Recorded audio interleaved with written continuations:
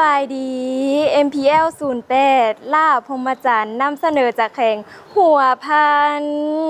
ขอเชิญชวนชาวหัวพันมาชมมาเชียร์และเป็นกำลังใจให้น้องเด้อ MPL 08ที่น้องตัดสินใจมาเข้าประกวดในเวทีนี้ก็ย้อนว่าน้องอยากนำผ้าไหมลาวมาเผยแพร่ให้ทุกคนได้เห็นว่าผ้าไหมลาวนั้นงามเปรียบเหมือนดังใจของคนลาวและผ้าไหมซัมเตอร์ที่บ้านน้องเกิดอยู่นั้นก็เป็นอีกบ้านนึงที่ขึ้นชื่อผ้าไหมซัมเตอร์และเป็นคำขวัญของซ้ำเหนือและน้องก็อยากนำมาเผยแพร่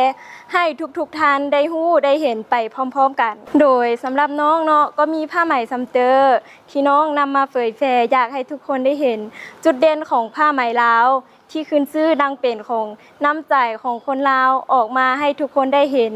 ให้ทุกคนได้ฮู้ว่าผ้าไหมลาวนั้นงดงามเปรียบเหมือนน้ำใจของคนลาวสำหรับปีนี้เนาะน้องก็เป็นเวทีแรกที่เข้ามาประกวดอยากให้ทุกคนได้ชมได้เชียร์และเป็นกำลังใจให้น้องอาจจะเป็นเวทีแรกที่น้องได้เข้ามาประกวดแต่น้องก็สัญญาว่าจะเฮ็ดให้เต็มที่ให้ทุกคนได้เห็นได้ฮู้สำหรับกำลังใจเนาะและทุกคนสามารถมาเชียร์น้องได้ที่ไอเทคเนาะมือฟิลิมแม่นมือวันที่21และมือไฟนอลวันที่25เดือน7สามารถมาชมมาเชียร์และโหวตให้น้องได้ที่เฟซนางสาวฟ้าไหมลาวมาโหวตให้น้องเด้อถ้าอยากให้น้องได้เข้าท็อป13หรือท็อป5คนก็มาโหวตให้น้องได้